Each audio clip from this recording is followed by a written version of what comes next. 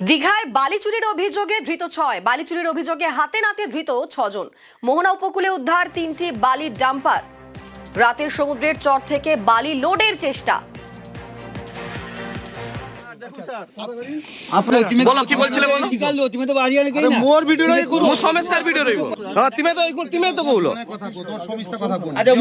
আচ্ছা মুখ কইতে দিও স্যারকে চাবি দিয়ে দিয়েছি দেখো স্যার আমাদের সঙ্গে রয়েছেন প্রতিনিধি পঙ্কজ। পঙ্কজ, কতদিন থেকে চলছিল এই বালি চুরি? দেখো, বালি চুরির ঘটনা যেখানে দীর্ঘদিন ধরে চলছে বলে এমনটাই সূত্রের খবর। তবে যেখানে স্থানীয় সূত্রে জানা যায় যে দীঘা মোহনা সংলগ্ন মৈত্রাপুর এলাকায় সমুদ্র চর থেকে ডাম্পারে বালি লোড করছিল একদল যুবক।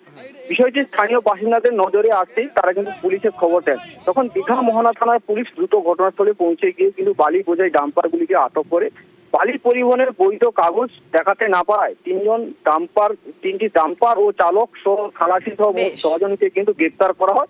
ধন্যবাদ পঙ্কজ। গভীর রাতে লক্ষ্মীকান্তপুর বাজারে আগুন, বিধ্বংসী